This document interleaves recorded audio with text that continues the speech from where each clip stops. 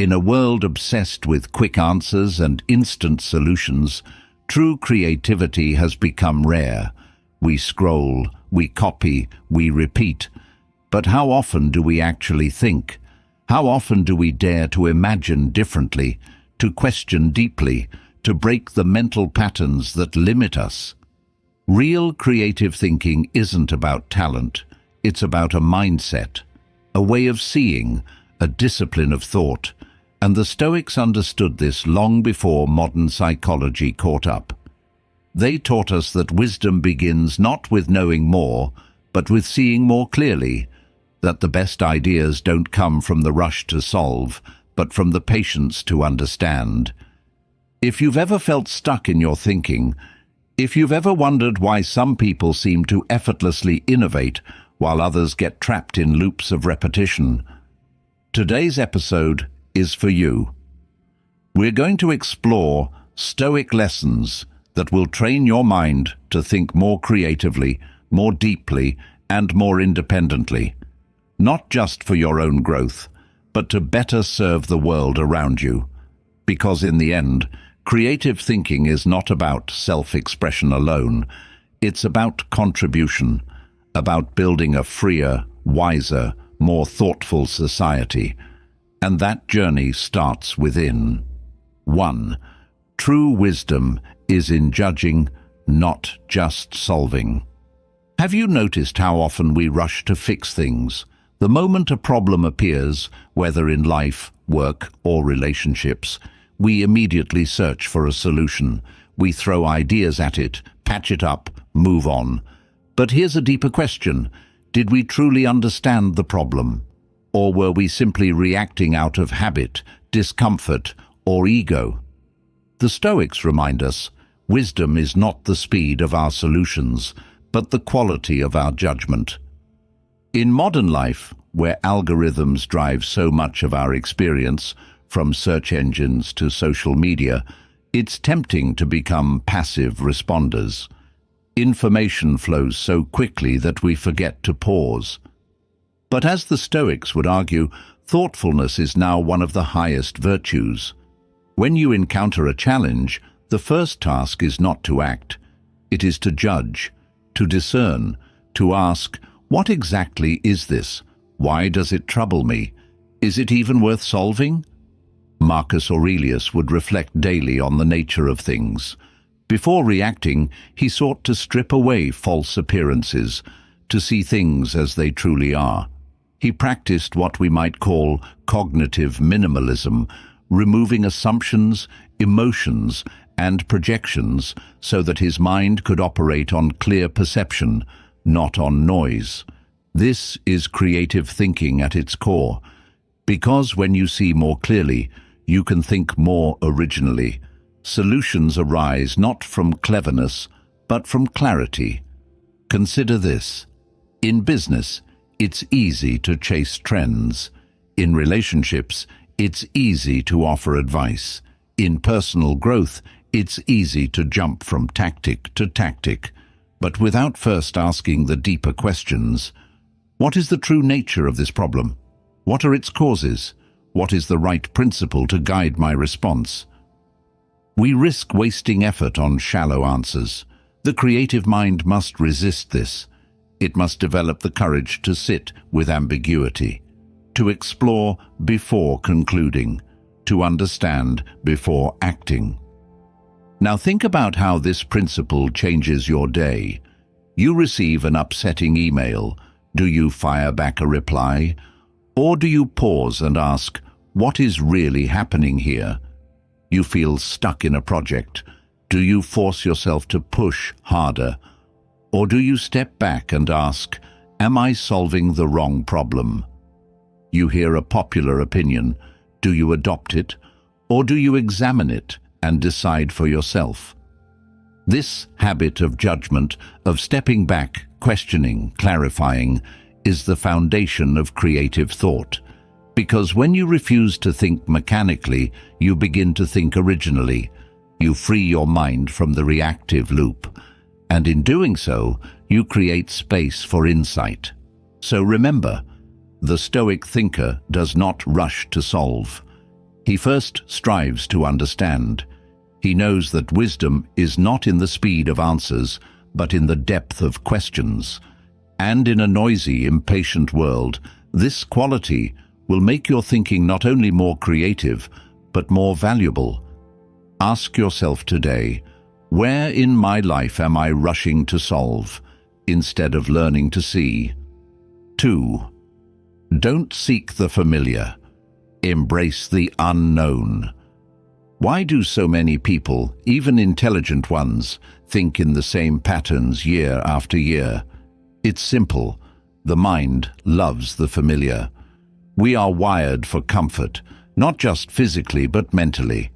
Familiar thoughts, familiar routines, familiar opinions. They feel safe. But here's the paradox. The more you stay in the known, the less creative you become. The Stoics understood this deeply. Growth comes from challenge, strength comes from resistance, and the mind, like the body, must be exercised beyond its comfort zone to evolve. A Stoic thinker does not cling to what he knows. He steps into what he does not know. He embraces uncertainty, ambiguity, even discomfort, because he understands that new ideas do not emerge from old patterns. They emerge from new experiences, new perspectives, new struggles. Seneca once wrote, "It is not because things are difficult that we do not dare. It is because we do not dare that they are difficult." The same is true of thinking. It is not because new ideas are beyond us that we do not find them. It is because we do not seek them. We remain trapped in familiar ways of thinking, consuming the same kinds of information, speaking to the same kinds of people, solving the same kinds of problems. And then we wonder why our creativity feels stagnant. But imagine approaching life like a Stoic explorer. What if, instead of staying in your mental routines, you deliberately sought out the unknown? Read a book outside your field. Travel to a place that challenges your assumptions. Have conversations with people who see the world differently. Experiment with a new creative practice, not because you will succeed right away, but because in the friction of newness, the mind grows. The Stoics saw discomfort not as an obstacle, but as a teacher. Creative thinkers must adopt the same mindset. When you feel uncertain, when you feel out of depth, that is not a sign of failure. It is a sign that your mind is stretching. And just like lifting weights builds muscle, embracing the unknown builds cognitive strength. Ask yourself, how often do you truly expose your mind to new ideas? How often do you step into intellectual discomfort? If your days are filled only with what you already know, your thinking will remain predictable. But if you cultivate the habit of seeking the unknown, you will surprise yourself. New connections will form, new insights will arise, and gradually your creativity will deepen. In this way, creative thinking becomes not an occasional event, but a way of life. A constant dance between the familiar and the unknown, between what you have mastered and what you are still willing to learn. The Stoic thinker welcomes this dance, not because it is easy, but because it is the only path to true growth. So I leave you with this reflection. Where have I grown too comfortable in my thinking, and where might I embrace the unknown today? 3. The matchstick pyramid. Truth is not always flat. Picture this. On a table lies a flat surface, and on it a small puzzle, a few matchsticks arranged in a square. You're asked, how do you turn this into a three-dimensional pyramid using only these same sticks? Many people stare and rearrange them endlessly on the table, left, right, diagonally. But the answer doesn't lie in the plane they're staring at. The moment someone dares to lift the sticks off the surface and think in 3 dimensions, the solution emerges. The problem was never flat. The mind was. This is a powerful metaphor for creative thinking. So often we become trapped not by the problem itself, but by the frame in which we view it. The Stoic mind questions the frame. It asks, am I seeing this whole? Is my perception limited? What dimension am I missing? In philosophy and in life, this habit separates shallow thought from profound insight. Epictetus taught that it is not things themselves that disturb us, but the views we take of them. In other words, our mental frame determines what we see and what we miss. The lazy thinker accepts the default frame. The Stoic thinker does not. He challenges assumptions, tests perspectives, and lifts his thinking beyond the obvious plane. This is where creativity begins. In modern life, think about how often this mental flattening occurs. A business problem is approached with the same old metrics. A personal conflict is judged by habitual emotional reactions. A creative project is shaped by the same genre conventions. In each case, the thinker is stuck rearranging matchsticks on a flat surface, unaware that the answer may lie beyond it. But how do you cultivate the ability to see beyond the flat frame? First, by slowing down.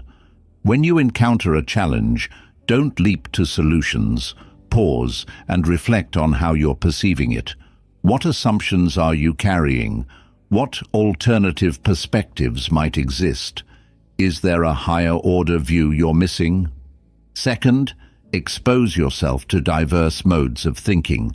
Read philosophy if you're a scientist. Study art if you're an engineer. Learn about history if you work in technology. The more cognitive dimensions you develop, the more likely you are to spot new angles when faced with complex problems. And third, practice humility. The Stoic knows that no single view is complete. Every perspective is partial, every frame limited. Creative thinking is not about arrogance, it's about openness. The willingness to admit, perhaps I'm not seeing this whole. Perhaps there is another level I must explore. When you adopt this mindset, even ordinary situations begin to reveal hidden layers. A conversation becomes an opportunity to hear what is unsaid. A routine task becomes a chance to redesign the process. A setback becomes an invitation to question deeper patterns. You begin to think in dimensions, not in lines. So ask yourself today, where am I thinking too flat? What dimensions of thought might I be missing? And how can I train my mind to lift beyond the surface? 4. Repetition is not mastery, it is a cage. We live in a world that worships productivity. Do more, repeat faster, optimize. But here's the danger. Repetition without reflection becomes stagnation. The Stoic philosopher Seneca warned of this long ago. He spoke of the soul's decay in comfortable habits. And the same holds true for the intellect. When the mind is trained only to repeat, whether facts, methods, or routines, it forgets how to create. And when we forget how to create, we forget how to live. Think about it. How many people do you know who perform their jobs on autopilot, who speak in clichés, who think only in the frameworks handed to them by others? They have perfected repetition, but at the cost of originality. They have become efficient, but not creative. And deep down, they feel it. A dullness sets in, a restlessness.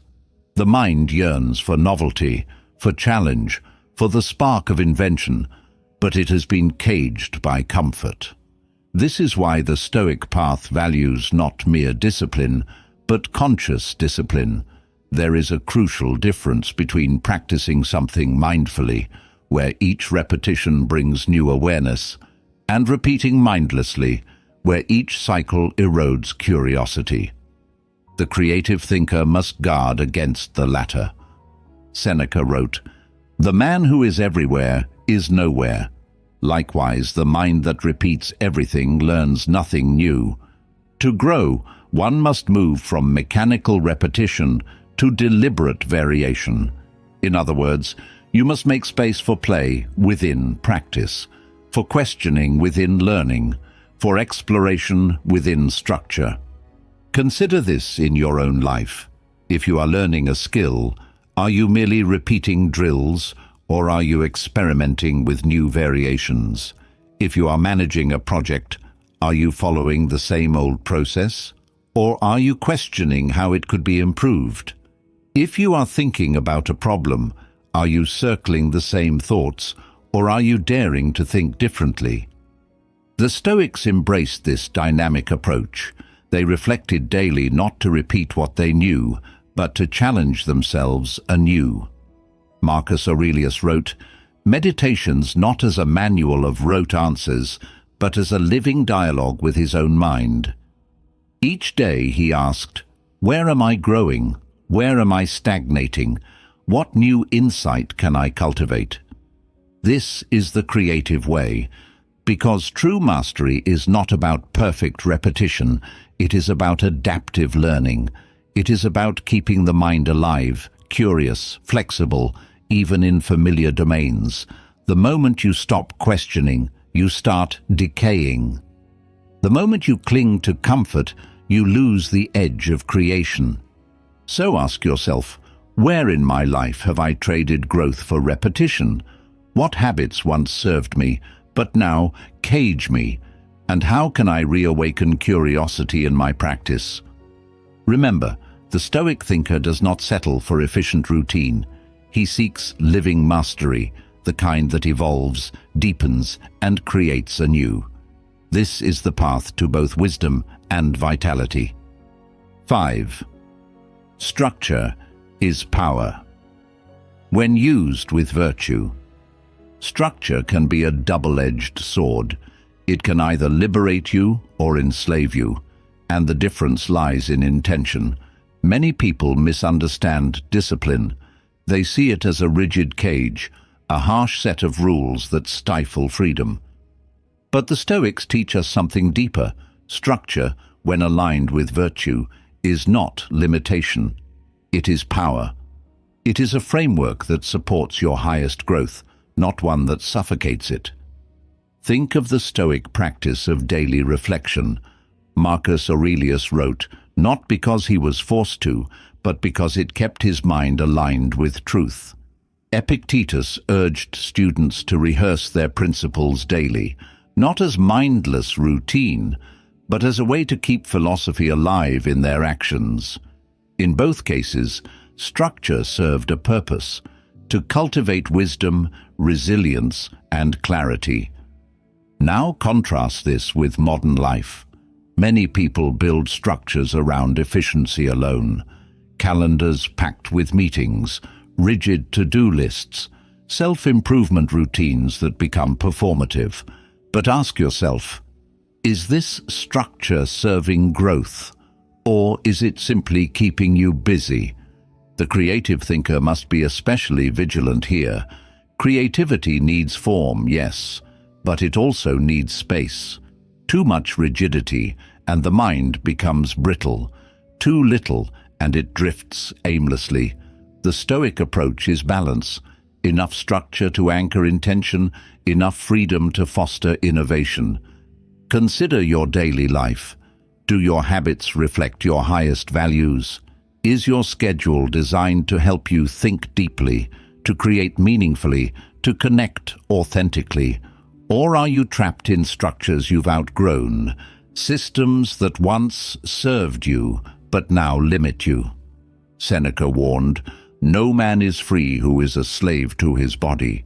We can extend this. No mind is free that is a slave to its own routines. Discipline should be conscious. Every structure in your life should answer this question. Does this make me more aligned with wisdom, courage, justice, and temperance? If not, it must be re-examined. Creative thinkers thrive when they build intentional structures. This could mean setting aside protected time for deep work, designing rituals that stimulate reflection, limiting distractions not to impose austerity, but to reclaim focus. The key is purpose. Structure must serve the mind, not the other way around. And here lies the Stoic insight. Structure is most powerful when it is chosen, not imposed. When it is revisited often, refined deliberately, and connected to virtue. A rigid life breeds mediocrity. A conscious structure breeds mastery. So reflect today. What structures in my life elevate me? What structures confine me? And how can I realign my discipline with my highest values? Remember, in the Stoic way, freedom is not the absence of structure. It is the presence of the right structure. And when that alignment is achieved, both life and thought become far more creative. 6. The best systems are those where everyone grows. In a world obsessed with competition, it's easy to forget this simple truth. Systems should serve people, not the other way around. The Stoics held justice as one of the highest virtues. And true justice is not found in winning alone, but in creating conditions where all can rise. A creative thinker understands this deeply. If your work, your ideas, your leadership, or your systems elevate only yourself while diminishing others, you are not building a sustainable legacy. You are feeding ego. Think about education, for example. Too many educational systems focus on grades, rankings, and output, not on growth, not on wisdom.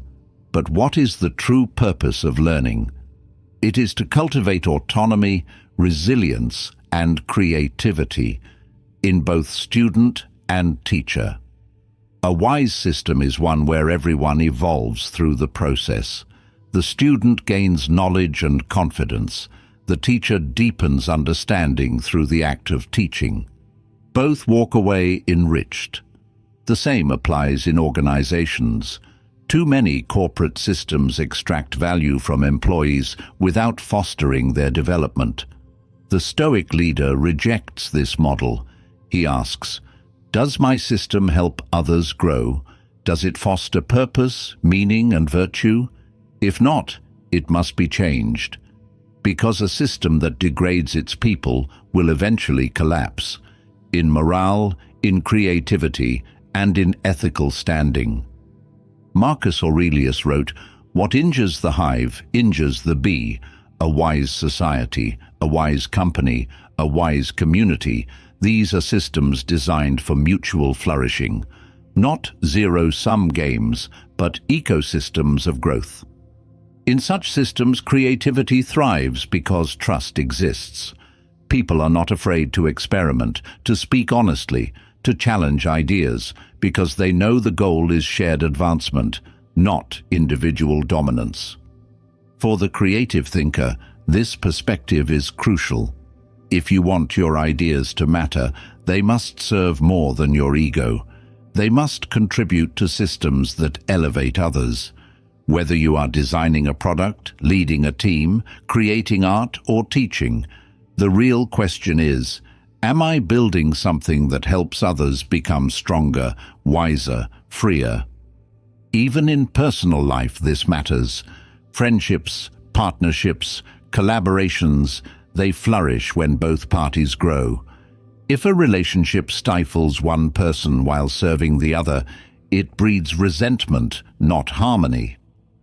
The Stoic approach is to seek win-win structures, not for naive idealism, but for long-term strength. And here's the creative insight. When everyone grows, the system becomes more resilient, more innovative, more alive. The best ideas emerge when minds feel safe, supported, and stretched. Oppressive environments kill creativity. Empowering environments ignite it.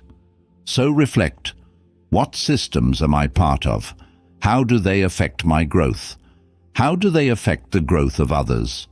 And how can I contribute to making them more just, more generative, more aligned with virtue?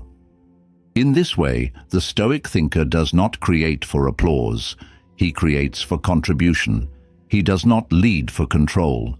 He leads for elevation, and in doing so, he helps build a world where creativity and wisdom can truly flourish. 7. Know people deeply, or you cannot serve them well. It's easy to create in abstraction, to sit behind a screen, to draft ideas, to build products, to write words, all without truly knowing the people you aim to serve. But Stoic wisdom reminds us, real value is born of understanding. Marcus Aurelius said, "Enter into each man's soul." Why? Because without empathy, without genuine comprehension of human experience, creativity becomes empty. Clever, perhaps, but disconnected. In today's fast-paced world, where data points replace conversations and trends replace human stories, this lesson is more relevant than ever. A creative thinker must resist the temptation to create for metrics alone. Yes, algorithms may tell you what is popular. Yes, market research may reveal patterns. But behind every click, every view, every customer, every audience member, there is a human being with hopes, fears, struggles, and dreams. If you do not see them, you cannot serve them. Think of a physician who prescribes before listening, a teacher who lectures without knowing their students' challenges, a designer who creates for aesthetic trends but ignores usability. In each case, the result may look polished, but it will lack soul because it lacks connection. The Stoic creator aims higher. He seeks to understand first. He listens before speaking. He observes before offering. This principle applies to all forms of creative work. If you are writing, are you truly attuned to your audience's inner world? If you are building a product, do you grasp the daily realities of the people who will use it? If you are leading a team, do you know what truly motivates and burdens them? Without this depth of understanding, your efforts risk becoming performative, surface-level gestures that fail to resonate. And here's the paradox. The more deeply you know others, the more original your creativity becomes. Because when you understand real human needs and experiences, you move beyond cliches and formulas. You start creating solutions, stories, and systems that touch what truly matters. You create not for applause, but for impact. This is why the Stoic thinker must cultivate empathy, not as sentimental indulgence, but as a disciplined practice of perception. To enter into each person's soul is to ask, what is it like to be them? What are their joys, their pains, their invisible struggles? Not to judge, but to understand. And from that understanding, to create with integrity. In leadership, this practice transforms culture. Leaders who know their people deeply build trust and loyalty. In teaching, it transforms learning. Educators who understand their students foster curiosity and courage. In art, it transforms expression. Creators who connect with the human condition produce work that moves hearts, not just minds. So ask yourself today, who am I trying to serve? Do I truly understand them? And how can I deepen that understanding, not through assumptions, but through genuine curiosity? Remember, creativity that serves without understanding is hollow, but creativity rooted in deep empathy becomes a force for healing, for connection, and for lasting value. This is the Stoic path, not to create for ego, but to create in service of others, grounded in the wisdom of knowing them well. 8.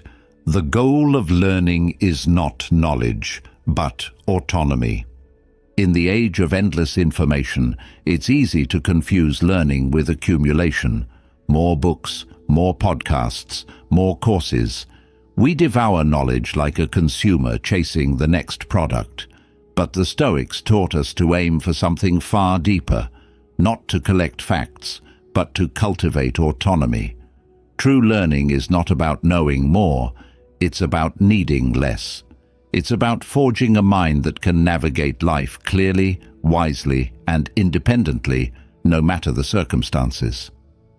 Epictetus, who himself was born a slave, understood this intimately. He taught that real freedom comes not from external conditions, but from the mind's ability to govern itself. A person who relies on others for direction, validation, or decisions is not truly free, no matter how much knowledge they possess. But the one who has trained their mind to think clearly, to reason soundly, and to act in accordance with nature and virtue, the person carries freedom within them. Consider the modern dilemma. Many people are overwhelmed, not because they lack information, but because they are drowning in it.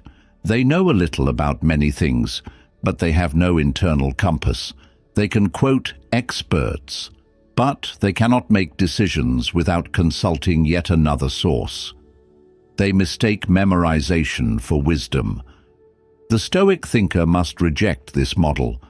Learning, in the Stoic sense, is a forging process. It's the deliberate crafting of a mind that can stand alone, a mind that can reflect, discern, and act with clarity, even when stripped of external support.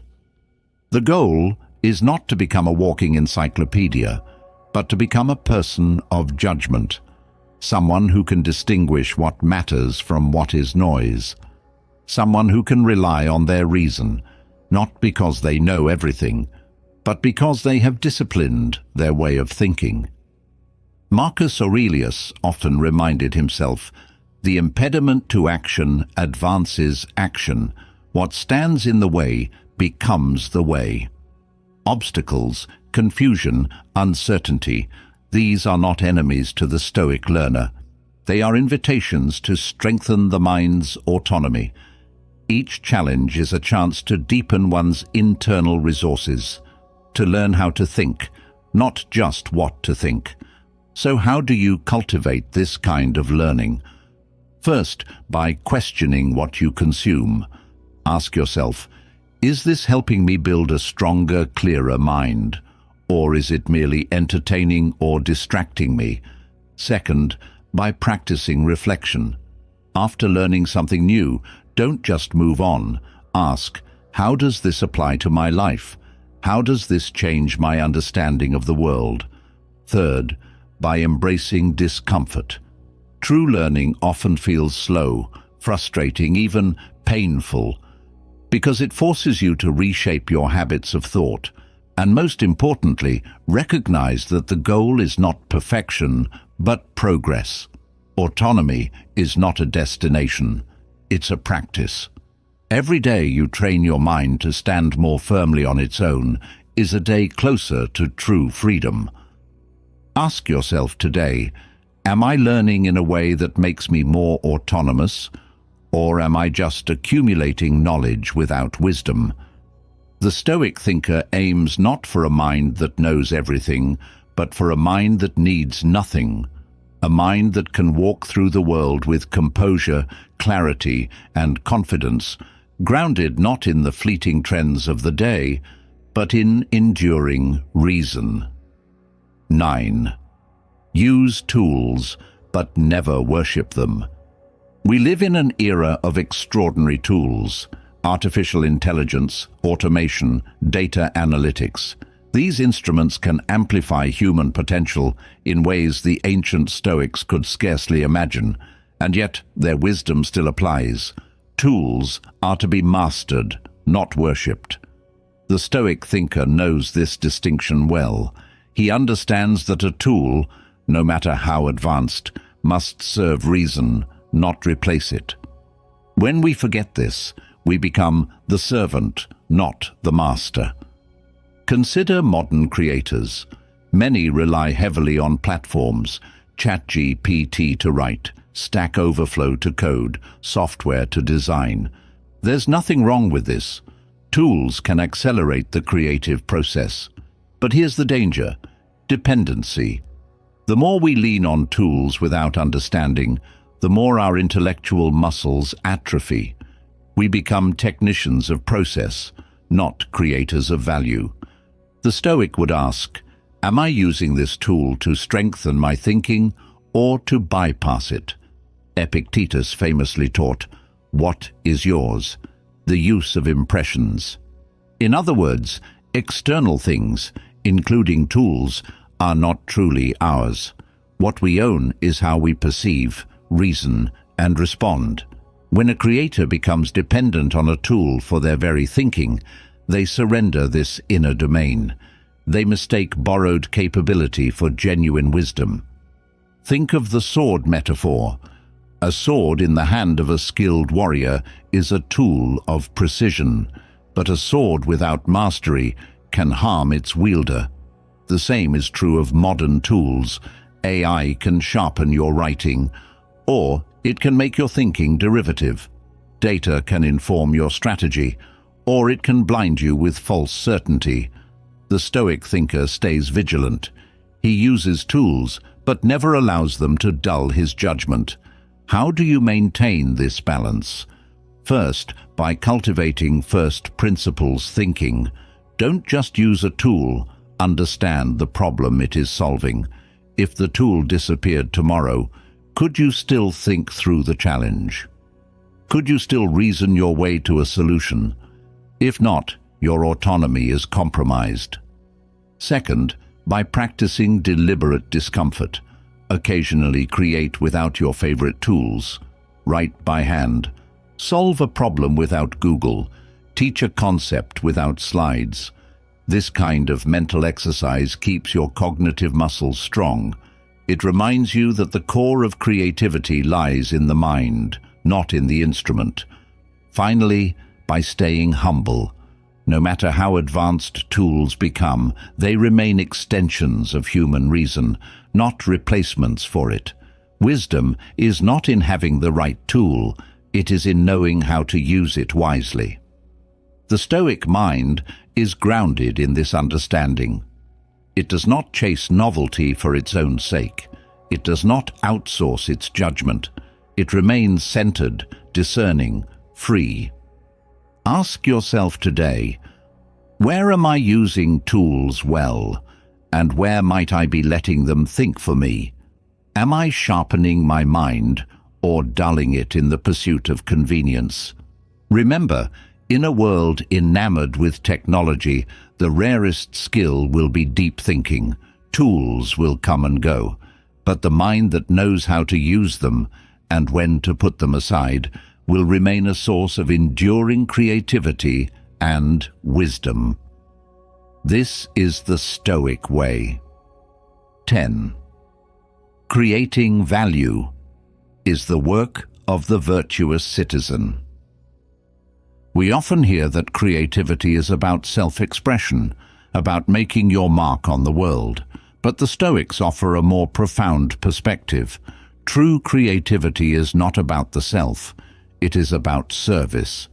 It is the work of the virtuous citizen, someone who contributes meaningfully to the fabric of society, not for applause, but for the common good.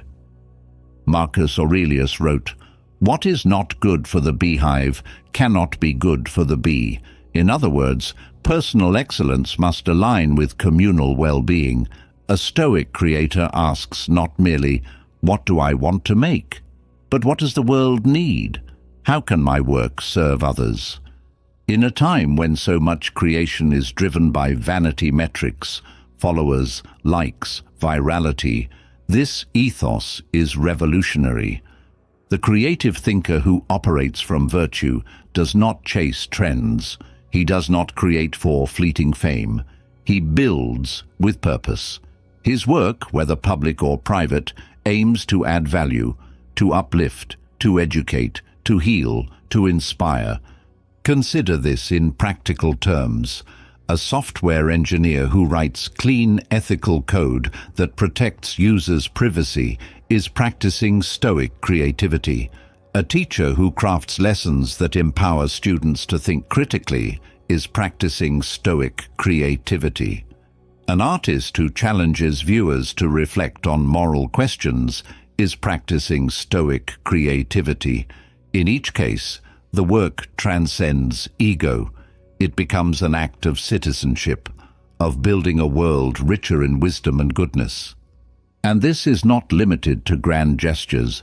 Even small acts of creation, writing an insightful comment, designing a thoughtful interface, cooking a nourishing meal, can embody this ethos if done with intention and care. The Stoic principle is simple. Every action, no matter how humble, is an opportunity to practice virtue. But this requires constant vigilance. It is easy to be seduced by external rewards, to begin with noble aims and slowly drift into seeking recognition. The Stoic guards against this by returning daily to reflection. Why am I creating? For whom? And to what end? If the answer is aligned with virtue, justice, wisdom, courage, temperance, the path remains true. If not, correction is needed. Moreover, this mindset transforms the experience of creativity itself. When your goal is contribution, not validation, you free yourself from the tyranny of public opinion. You create not to impress, but to serve. You measure success not in numbers, but in impact. In the quiet ways your work improves lives, even if unseen. Ask yourself today, is my creative work aligned with virtue? Am I building for fame, or for function, for applause, or for contribution? Remember, the world has no shortage of noise. What it needs is meaning. What it craves is thoughtful, principled creation. The Stoic thinker answers this call, not by retreating from the world, but by engaging with it as a virtuous citizen, crafting value one deliberate act at a time. 11. Experience is the soil where wisdom grows. Many people wait. They wait until they feel ready, until they have read one more book, taken one more course, heard one more podcast. They convince themselves that once they know enough, then they will act. But the Stoics would shake their heads at this. Life itself is the curriculum. You do not grow wise by thinking in circles. You grow wise by living deliberately, by stepping into the world, by engaging with reality, by allowing experience to refine your mind and character. Seneca put it plainly, while we teach, we learn. In other words, it is through action, through trial, reflection, and adaptation that true understanding takes root. Theoretical knowledge has its place, but without experience, it remains shallow. A person who endlessly consumes information but avoids life's challenges is like a farmer who collects seeds but never plants them. Wisdom requires soil. It requires the friction of real-world experience. Consider this. Many of the most creative and wise thinkers were forged not in ivory towers, but in the grit of life. Epictetus taught philosophy to others after enduring slavery. Marcus Aurelius wrote his meditations while leading an empire through war and plague. Their wisdom was not abstract, it was embodied. It was tested in the furnace of experience. For the creative thinker, this lesson is essential. You will never feel fully prepared. You will never know everything you think you need to know. The path to mastery is not paved with certainty, but with courage. You must act, reflect, and refine again and again. Each attempt, each failure, each success adds a new layer to your understanding. And here's the paradox. The more you engage with life, the more creative your thinking becomes, because real experiences provide raw material for insight. They expose you to complexity, nuance, contradiction, the very things that stretch your mind beyond simplistic thinking. A Stoic embraces this process. He does not fear mistakes because he sees them as teachers. He does not wait for perfect conditions because he knows they will never come. Instead, he steps forward with humility, with curiosity, with resolve. He lives as a student of life, knowing that wisdom is earned through doing. Think of your own life. Where are you hesitating, waiting to feel ready? What opportunities for growth are you postponing because you believe you need more preparation? The Stoic answer is clear. Begin. Engage. Life itself will teach you what you need to learn if you have the courage to participate fully. Ask yourself today, where am I holding back? How can I step more deliberately into experience, not recklessly, but with purpose and reflection? Remember, wisdom is not a possession, it is a practice, and the richest soil for its growth is not in endless contemplation, but in the living, breathing complexity of the world around you. This is where the Stoic thinker finds his greatest lessons, not in theory alone, but in life lived fully. 12. To help the world walk among its wounds. It's tempting, especially for thinkers and creators, to retreat, to build a life of comfort and distance, to read, to write, to reflect from the safety of solitude. And while solitude has its place, the Stoics teach us a harder truth. If you truly wish to help the world, you must walk among its wounds. Philosophy is not meant to be an escape. It is meant to be a guide, and a guide must be present where the need is greatest. Consider Epictetus. Though he taught philosophy, he did not hide in the company of the privileged. He spoke to slaves, to the poor, to those whose lives were marked by hardship. Why? Because wisdom divorced from human struggle is sterile. It cannot serve those who suffer if it has never been tested in the fires of suffering. Marcus Aurelius too understood this. He did not write his meditations from a palace alone. Many of his reflections were penned while on military campaigns amid the chaos of war. He governed not from ivory towers, but from the harsh realities of leadership in uncertain times. For him, philosophy was not an abstract exercise. It was a compass for navigating real life with all its messiness and pain. For the modern creative thinker, this lesson is vital. If your goal is to create work that matters, that heals, that uplifts, you must engage with the world as it is, not as you wish it to be. You must listen to those who are unheard. You must witness suffering with open eyes, not turn away. Only then can your insights carry the weight of authenticity. Only then can your work resonate beyond superficiality. This does not mean you must suffer endlessly or sacrifice your well-being. It means cultivating the courage to face life honestly, to walk in the parks, in the streets, in the spaces where real people wrestle with real problems, to observe, to converse, to learn, and from that deep well of human experience, to create with compassion and integrity. Think about your own creative work. How often do you venture beyond your comfort zone to understand those you wish to serve? How often do you immerse yourself in environments that challenge your assumptions, that expand your empathy? The Stoic thinker understands that true service is grounded in presence. It is not enough to theorize solutions from a distance.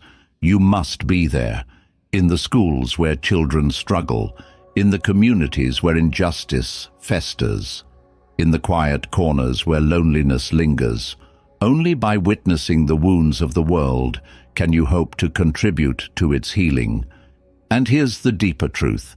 This practice transforms not only your work, but your soul. When you walk among the wounded with humility, you develop compassion.